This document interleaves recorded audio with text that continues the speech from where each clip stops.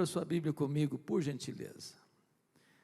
Evangelho de Cristo, conforme o registro de Lucas. Enquanto você abre o texto, quero parabenizar o Adson pela linda galeria. Esse auditório ficou ainda mais bonito, mais amplo, para receber mais pessoas. Louvado seja Deus. Lucas, capítulo 9. A partir do verso 28 até o verso 45, parte A do versículo. Lido o texto, mantenha sua Bíblia aberta comigo nesta passagem.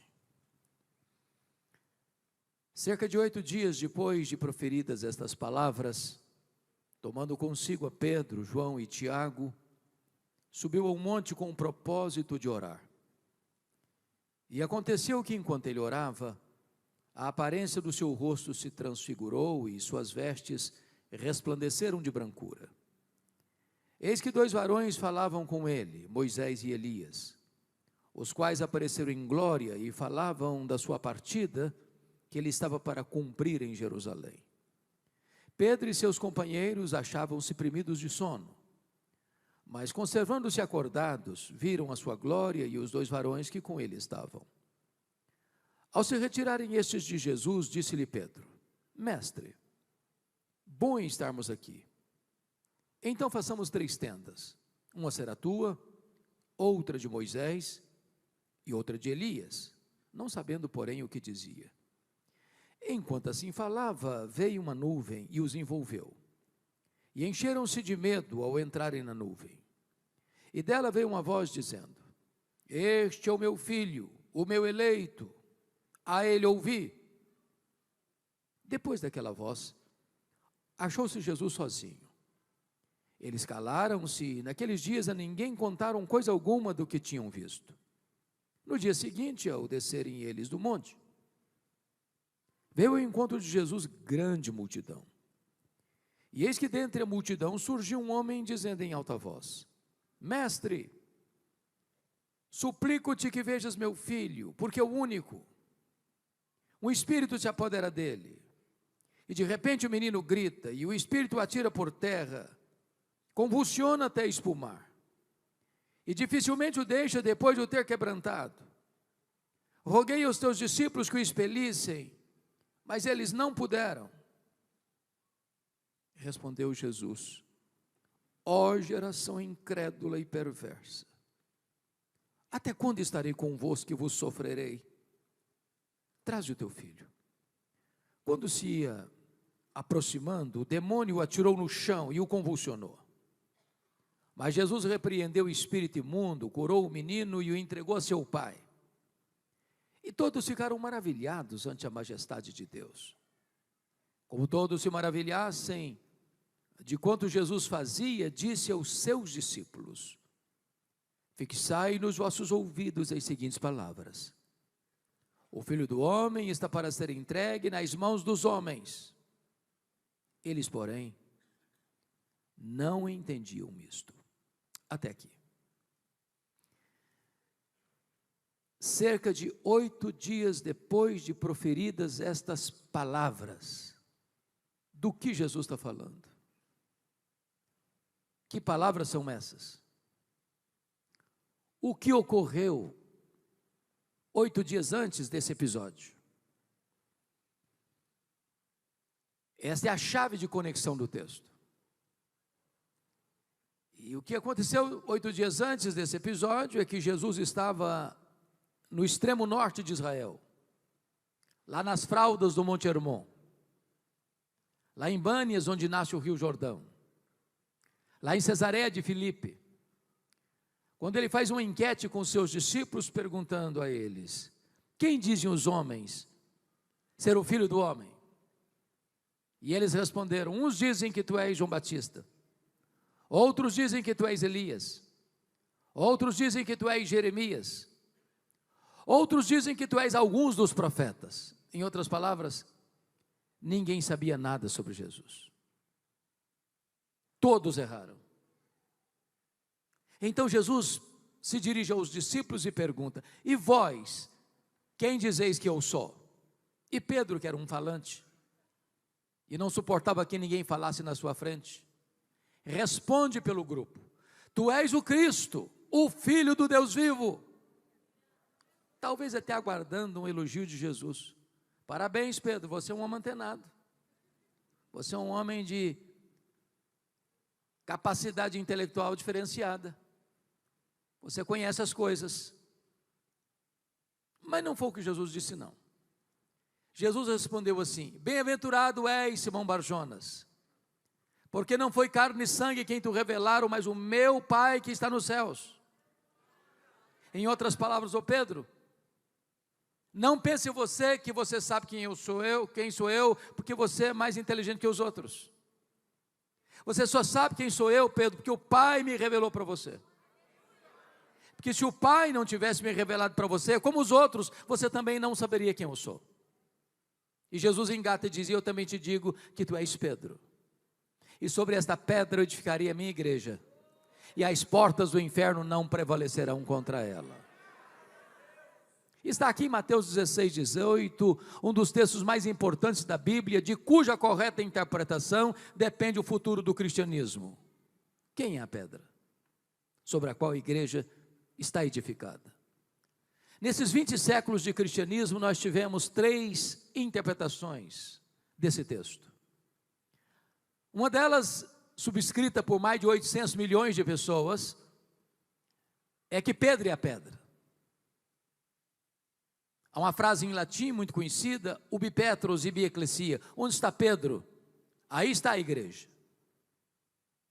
A segunda interpretação é que a pedra fundamental da igreja é a declaração de fé: tu és o Cristo, o Filho do Deus vivo. Onde essa declaração for feita, aí está o fundamento da igreja.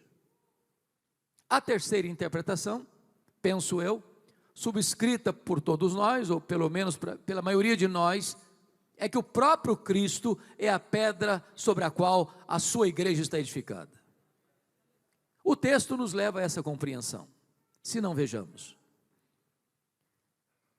A palavra Pedro procede de pedra, e não pedra procede de Pedro.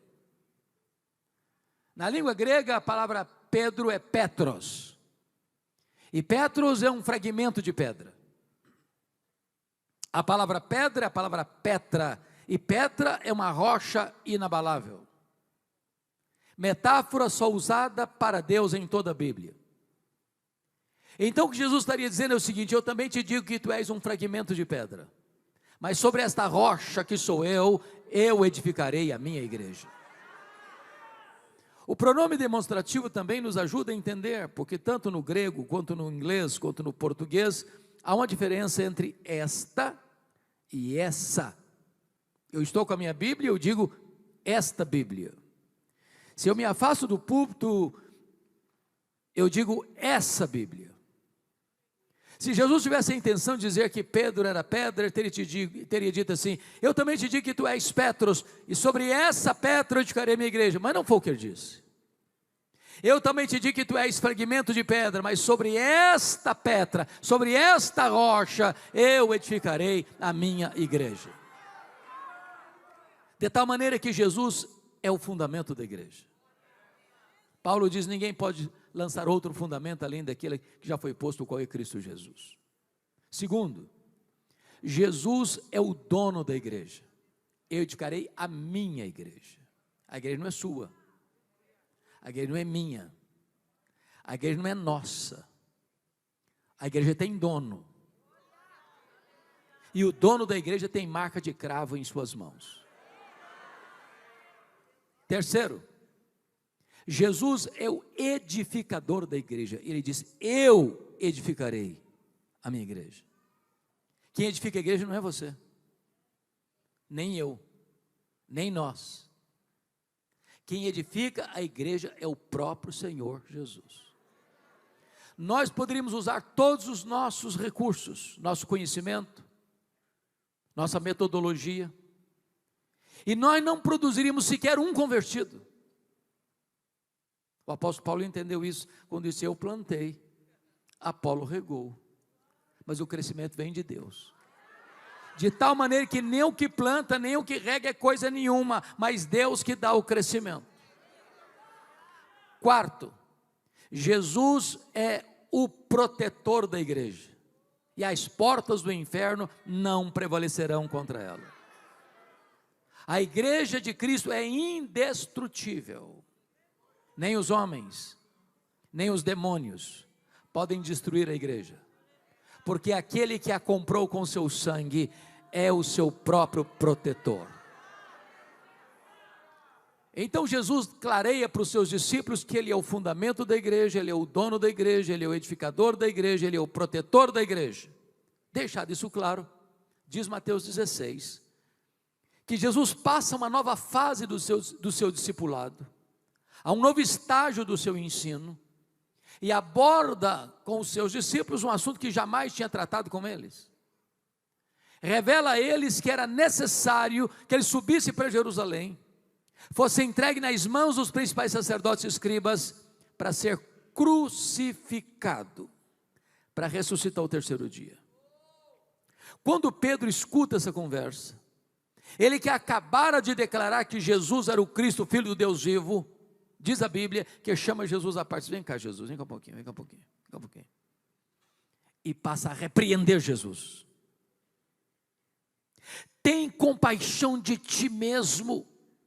Em outras palavras, larga a mão desses pensamentos soturnos, larga a mão desses pensamentos de morte, pense direito, pense em vida.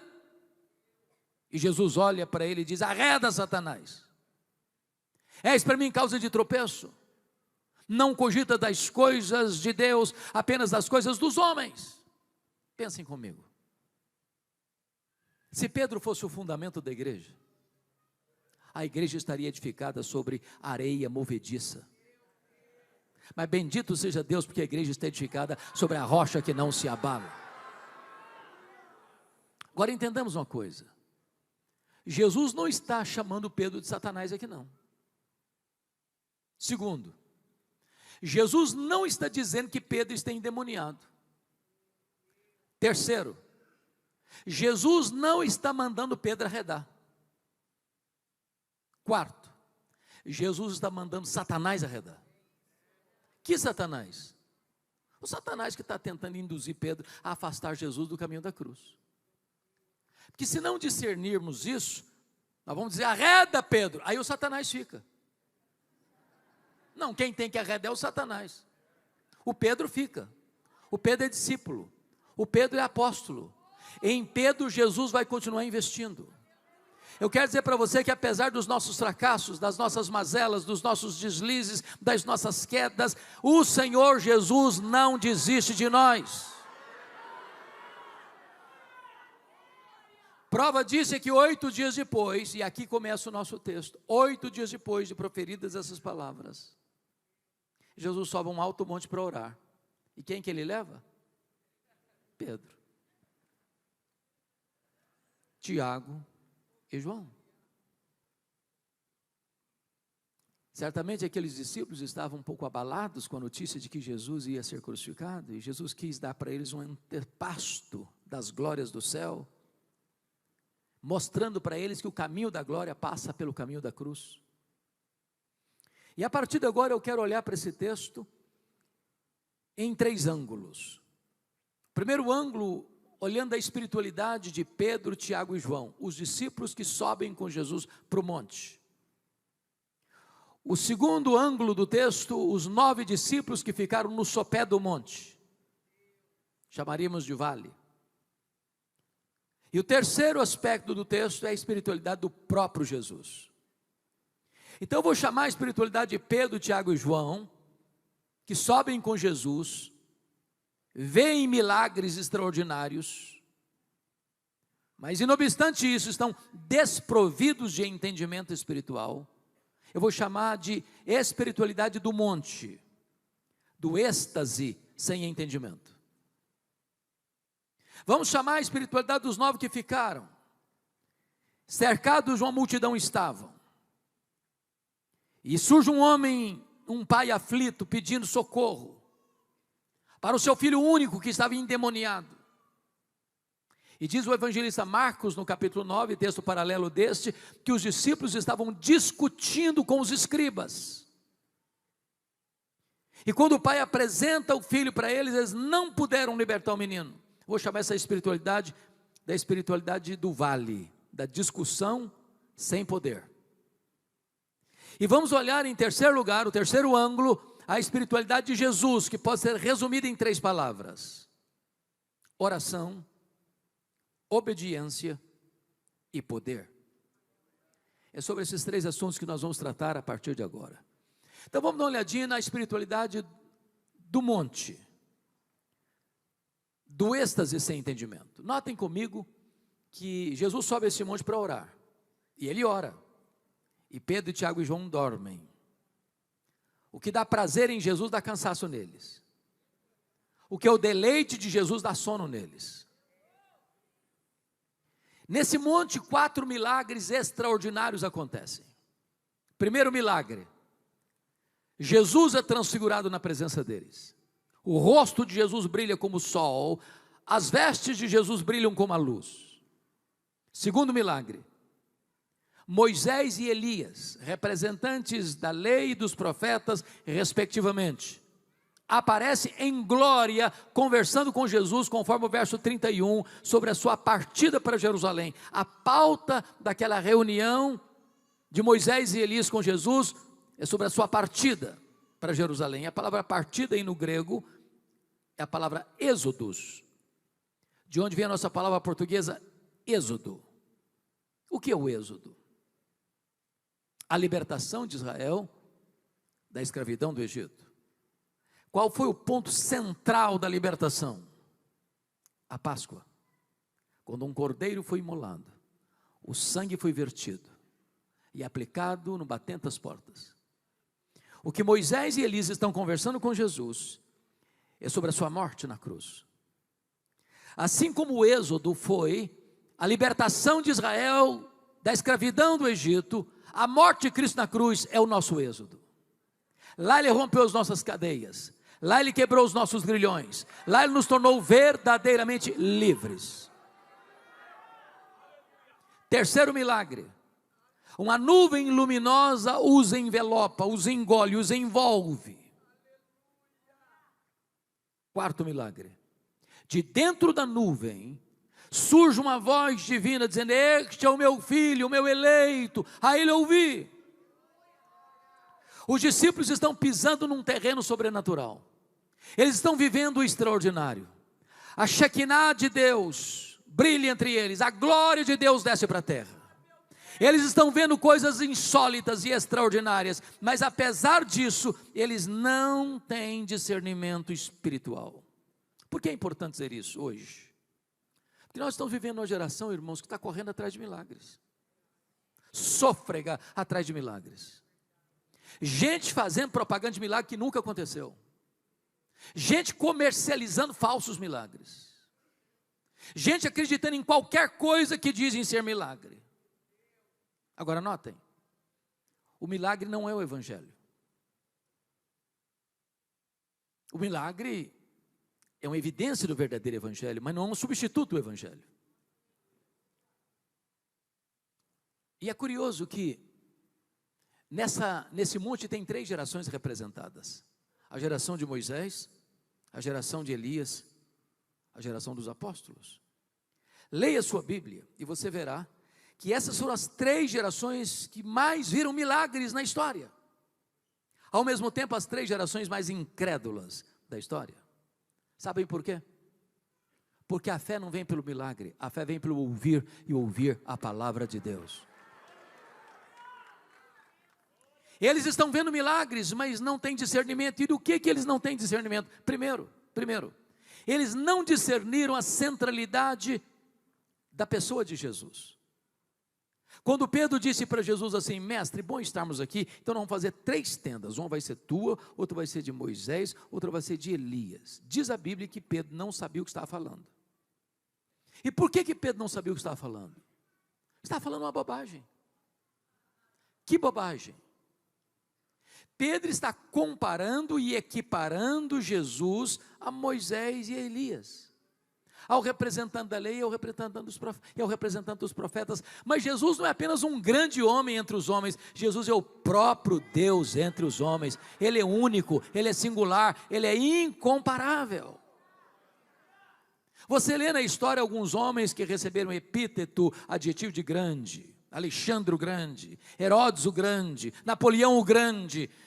Não, você não vai encontrar esse título em Jesus, Jesus o Grande. Ele não é grande, Ele é o soberano, Ele é o absoluto, Ele é o único, Ele é o Rei dos reis, Ele é o Senhor dos senhores, Ele é incomparável. Vendo milagres, mas não discernindo a centralidade da pessoa de Jesus. Segundo lugar, vendo milagres, mas não discernindo a centralidade da missão de Jesus. Notem comigo que quando Jesus desce desse monte, há uma grande multidão, e Jesus cura aquele menino endemoniado, devolve-o ao seu pai, e o verso 43 diz que todos ficaram maravilhados do quanto Deus fazia por intermédio dele. E a pergunta é: todos quem? E a resposta é todos, a multidão e os discípulos inclusive. E Jesus percebe nessa admiração um caminho perigoso e escorregadio. Como assim? O que está acontecendo aqui é o mesmo que estava acontecendo lá em João 6. O que aconteceu em João 6? Quando Jesus multiplica os pães e os peixes, diz a Bíblia que a multidão tenta arrebatar Jesus para constituí-lo rei, um Messias político, um Messias operador de milagres, um Messias que resolveria apenas os problemas do aqui e do agora. E o que Jesus fez na época? Ele tira os discípulos do cenário, ele arranca os discípulos desse ambiente. Ele não queria que os seus discípulos fossem tentados por essa agenda. Ele ficou sozinho despedindo as multidões. Aqui Jesus está fazendo a mesma coisa. Quando ele percebeu que os discípulos estavam embarcando novamente nessa ideia, diz o verso 44, que Jesus se dirige aos seus discípulos, dizendo assim: fixai nos vossos ouvidos as seguintes palavras: o Filho do Homem está para ser entregue nas mãos dos homens. Sabe o que Jesus está querendo dizer para eles? Não pensem em vocês que eu vou mudar minha agenda. Não pensem em vocês que eu vim ao mundo apenas para realizar milagres. Não pensem em vocês que a minha missão no mundo era apenas curar enfermos, alimentar famintos, purificar leprosos, libertar endemoniados. Não, eu vim ao mundo para ir para a cruz. É para a cruz que eu estou indo, porque é lá na cruz que eu vou libertar vocês, é na cruz que eu vou redimir vocês, é na cruz que o êxodo vai acontecer, é na cruz que vocês vão se tornar verdadeiramente livres. Entendam isso, fixem isso nos ouvidos de vocês. Mas o verso 45 diz que eles não entenderam isto. Vendo milagres, sem saber quem é Jesus, vendo milagres, sem saber o que Jesus veio fazer. Terceiro lugar, eles estão vendo milagres, mas eles não discernem a centralidade da missão deles. Quando Pedro disse assim: mestre, bom estarmos aqui, vamos fazer o seguinte, vamos fazer 3 tendas. O Pedro sempre achava que ele estava no controle da situação, mesmo sem saber o que está falando. Vamos fazer 3 tendas. Aliás, nem nós precisamos de tendas, não. O importante é estar aqui. Aqui está bom demais, aqui tem ar rarefeito, aqui tem Shekinah, aqui tem glória, aqui não tem gemido, aqui não tem sofrimento, aqui não tem doente, aqui não tem endemoniado, aqui está tudo em paz. Vão ficar aqui mesmo, não vão descer não, Jesus, aqui é o melhor lugar para a gente ficar. O monte é lugar de recarregar as baterias, mas o nosso ministério é exercido lá no vale. É lá que tem gente sangrando, é lá que tem gente endemoniada, é lá que tem gente sofrendo, é lá que tem gente doente, é lá que tem gente precisando de cura, é lá que tem precisando de libertação, é lá que tem gente precisando de salvação, é lá que nós vamos exercer o nosso ministério. Espiritualidade do monte, êxtase sem entendimento. Vamos ao segundo grupo, espiritualidade do vale. Discussão sem poder. É muito curioso, meus irmãos, que os discípulos que ficaram no sopé do monte não oraram, não jejuaram, não desenvolveram a fé, não fizeram a obra. E Marcos 9 nos informa que os escribas estão discutindo com eles. Eu estou aqui numa escola teológica, eu estou diante de alunos que estudam teologia. E é óbvio que num seminário você dá importância e muito valor à matéria da apologética. Há espaço e campo para defendermos a nossa fé. Agora preste atenção num grande risco. O risco de discutir a obra, em vez de fazer a obra. O risco de perder o foco. Eu fico imaginando, pastor Adson, que boa parte da igreja evangélica brasileira gasta mais tempo discutindo a obra do que fazendo a obra. Reunimos-nos domingo após domingo, semana após semana, e estudamos, e discutimos, e rediscutimos, e tornamos a discutir, e repisamos os mesmos assuntos, e tratamos as mesmas coisas, e voltamos a discutir, marcamos um congresso, marcamos uma conferência, e viajamos distantes, quilômetros, atravessamos o Atlântico, para ir a uma conferência, para discutir a obra, e para rediscutir a obra, e para tratar de novo os métodos da obra, e nós estamos discutindo a obra, e tornando a discutir as obras, e até mesmo com os inimigos da obra, em vez de fazermos a obra.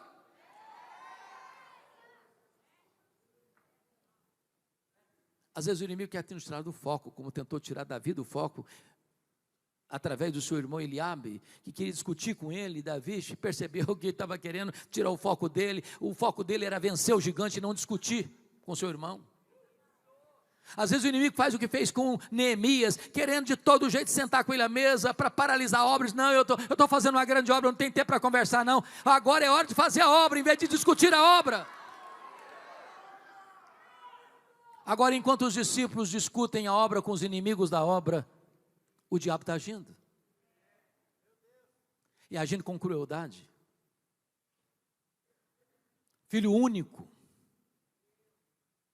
E diz os textos paralelos, desde os textos correlatos, Mateus, Marcos e Lucas, que o demônio entra nesse menino e joga no fogo, e joga na água, e joga por terra. O menino cai, rilha os dentes, espuma. Dificilmente o demônio deixa antes de ter machucado todo.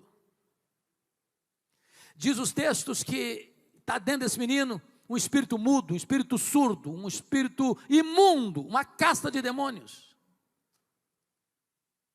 precisando de libertação. E os discípulos estão discutindo a obra. E quando o pai apresenta o caso para eles, diz a Bíblia que eles não puderam.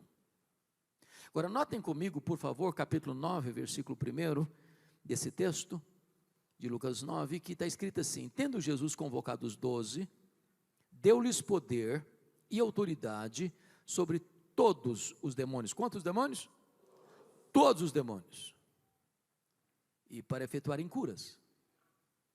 E eu fico imaginando que o ponto aqui é o seguinte: às vezes a gente pensa que as vitórias do ontem são suficientes para hoje, ou que a plenitude do Espírito Santo de ontem serve para hoje, ou o fato de eu ter recebido poder ontem, que eu vou ter poder sempre, e não importa o que está acontecendo com a minha vida. As vitórias do ontem não são suficientes para os embates do hoje.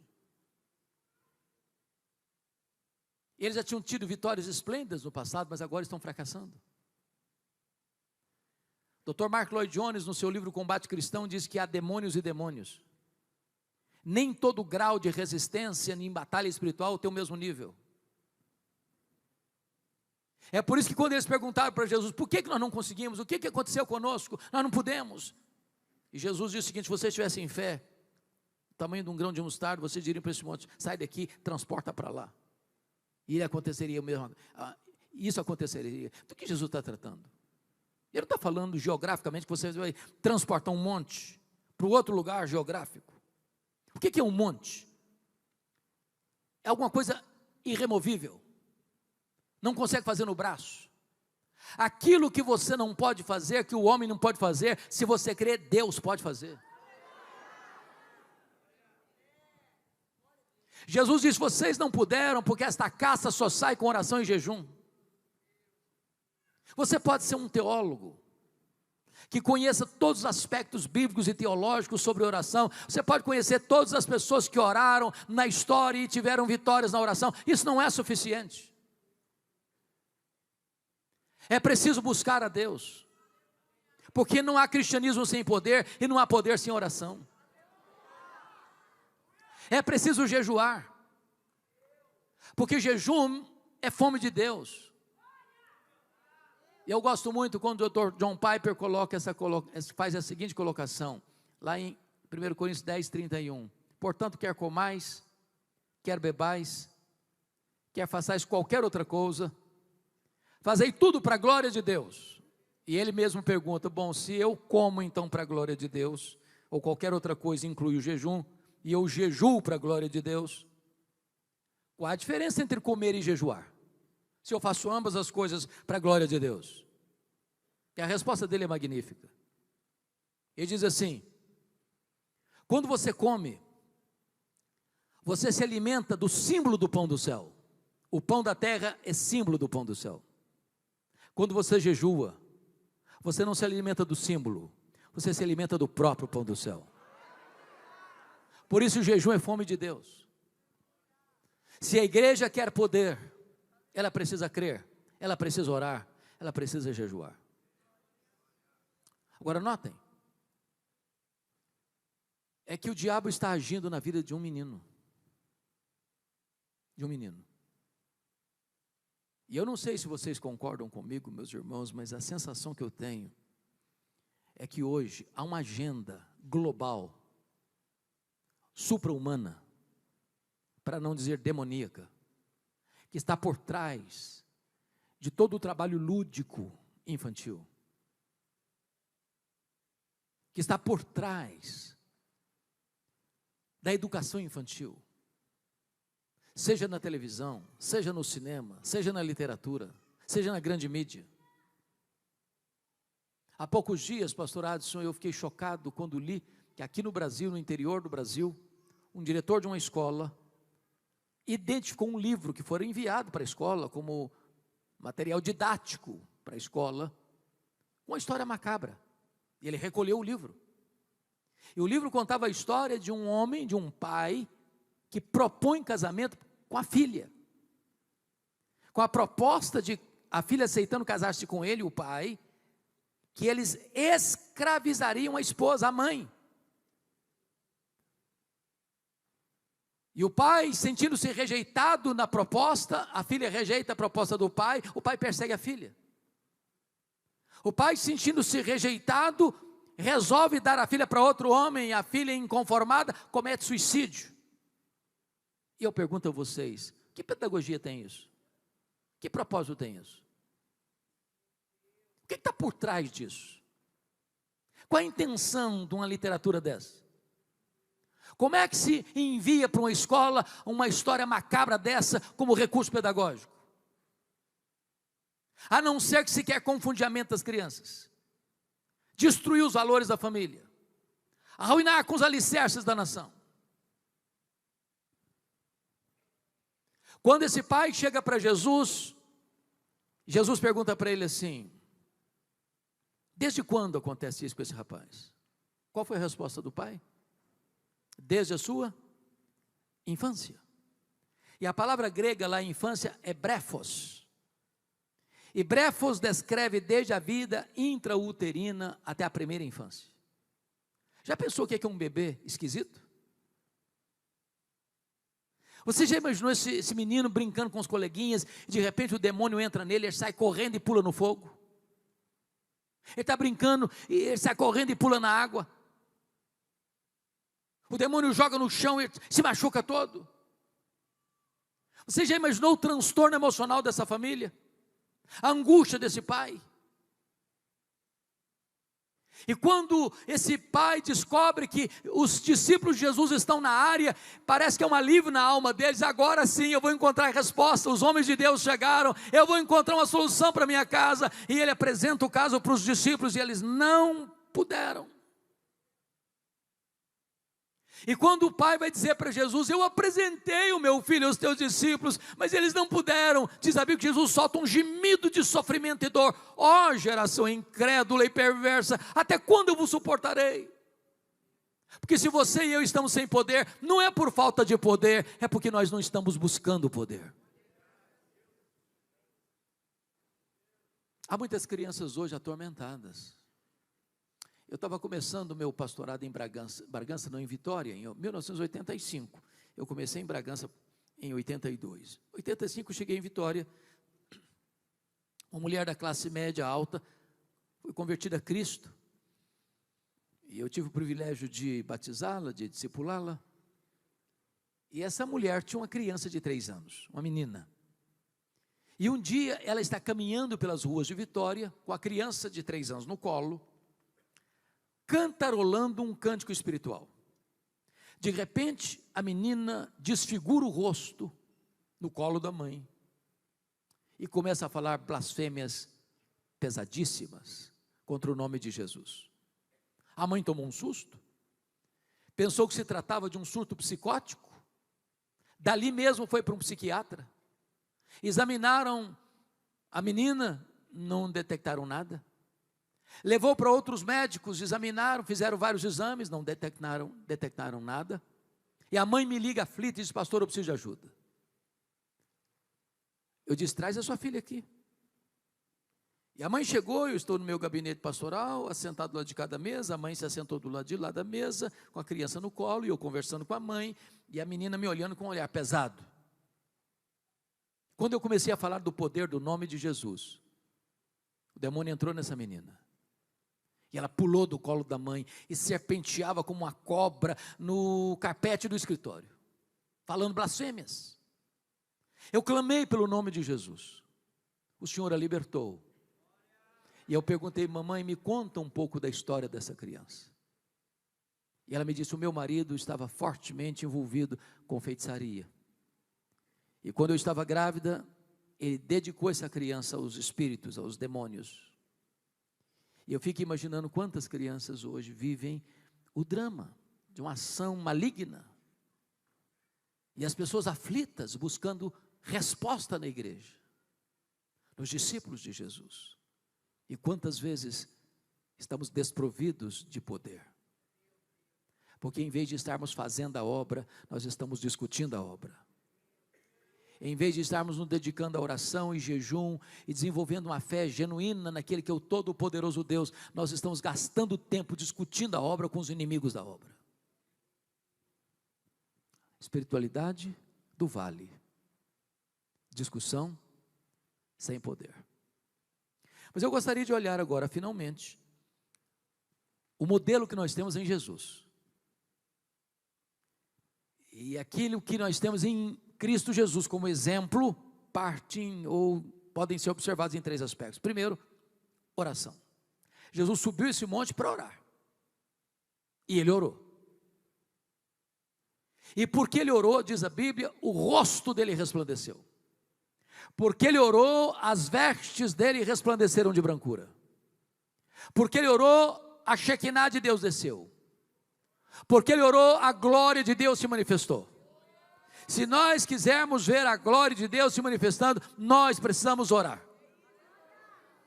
Segundo, porque Jesus orou, o Pai o preparou antecipadamente para enfrentar a cruz.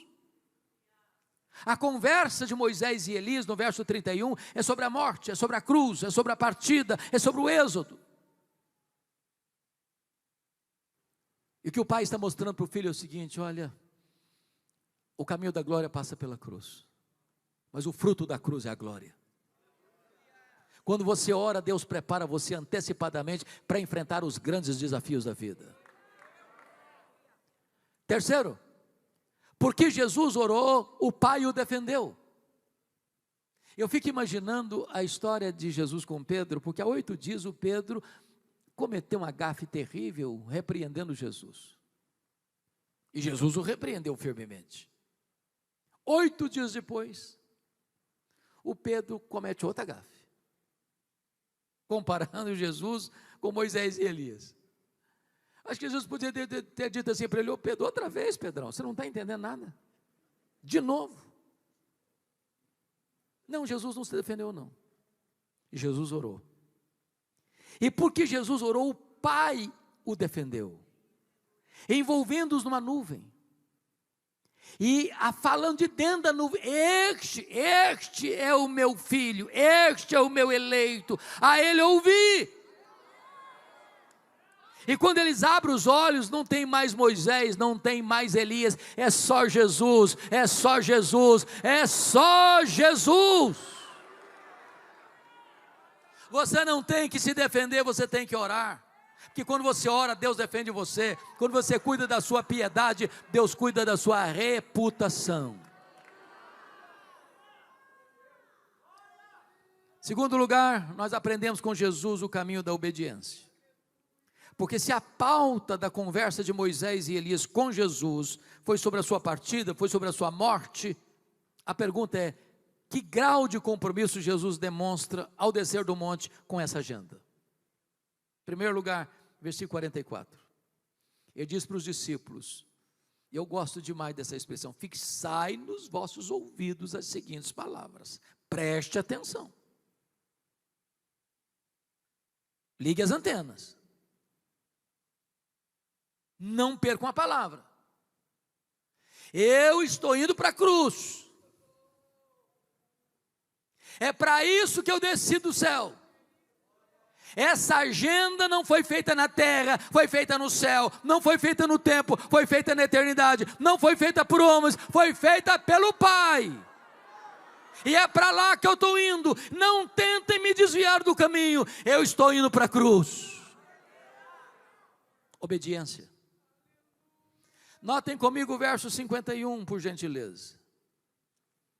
Está escrito assim: aconteceu que, ao completarem-se os dias em que devia ser assunto ao céu, manifestou no semblante a intrépida resolução de ir para Jerusalém. Está na cara, está no rosto, todo mundo pode ver, ele está indo para Jerusalém mesmo, ele está indo para a cruz como um rei caminha para a sua coroação.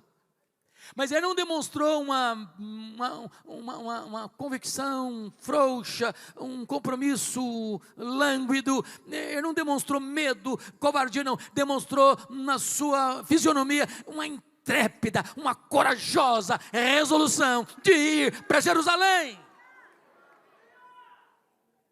Eu quero dizer para você que Jesus foi para a cruz por você corajosamente, determinadamente, decisivamente, voluntariamente. A Bíblia diz que ele não levou em conta a ignomínia da cruz, pela alegria que lhe estava proposta, a alegria de amar você, de morrer por você e de dar a você a vida eterna.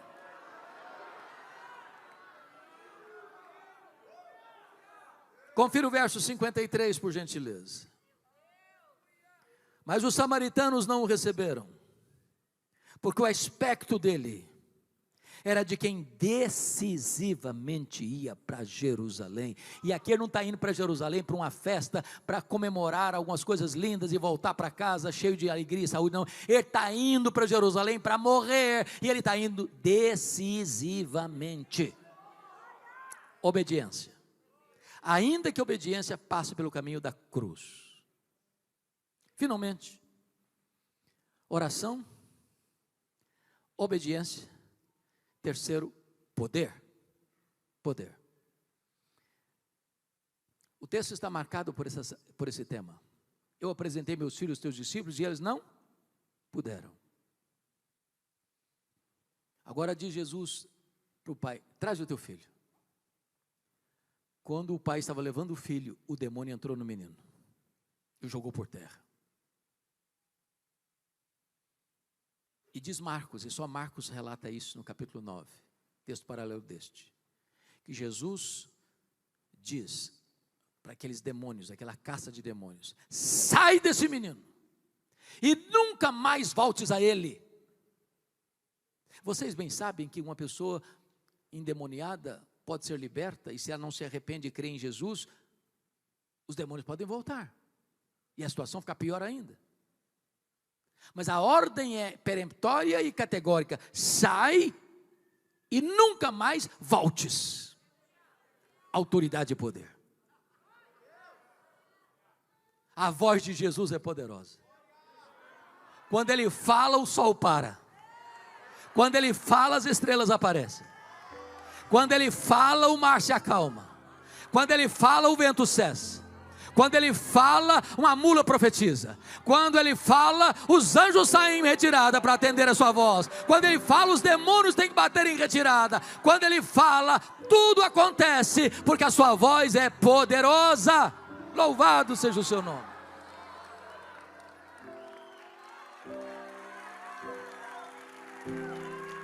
A igreja precisa desse poder. Eu preciso desse poder. Você precisa desse poder. E eu quero concluir compartilhando com vocês uma experiência que tive há alguns anos em Recife, estado de Pernambuco. Pastorados, eu fui convidado para pregar num culto de formatura do Seminário Presbiteriano de Recife. E depois do culto, um dos formandos me procurou para me contar uma experiência que tivera naquele ano. Uma das nossas mais belas e maiores igrejas presbiterianas do Brasil convidou aquele seminarista para uma série de conferências de sexta, sábado e domingo. Vocês sabem que não é comum uma igreja grande convidar um seminarista como pregador de uma ocasião especial. Até porque eu costumo brincar que todo seminarista do último ano tem uma leve sensação de que é um forte concorrente com Charles Haddon Spurgeon. E ele, sentindo-se tão honrado, botou o melhor terno na mala, os melhores sermões e partiu para aquela cidade, uma das mais belas capitais do Brasil. O pastor o hospedou na sua casa, era amigo dele. Só que ele não contava com o imprevisto. Na sexta-feira, à tardezinha, já quase se preparando para ir para o culto, chega na casa do pastor uma mulher desesperada. Diz: pastor, eu preciso de ajuda. Falei: o que foi? A minha vizinha está endemoniada, está quebrando tudo dentro de casa. Tem uma pequena multidão ao redor da casa e ninguém tem coragem de enfrentar a situação. O pastor calmamente disse: minha irmã, que coisa interessante. Acaba de chegar de Recife um santo homem de Deus, preparado para essa tarefa. O seminarista começou a tremer as pernas e gaguejando dizia: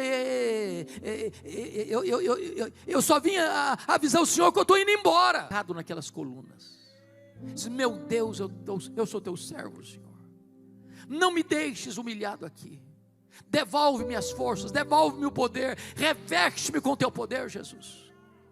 E na medida que ele começou a orar assim, a mulher caiu. E quando a mulher caiu, ele se levantou. Porque diante de Deus humildade, mas diante do diabo autoridade.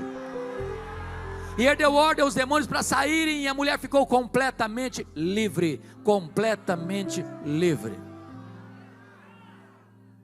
E aquele formando, chorando, abraçado comigo, me disse algo que eu nunca mais esqueci.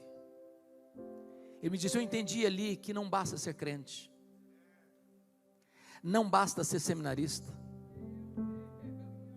não basta ser um diácono, não basta ser um presbítero, não basta ser um missionário, não basta ser um pastor, não basta ser um teólogo. É preciso ter o poder do Espírito Santo de Deus. Eu preciso desse poder.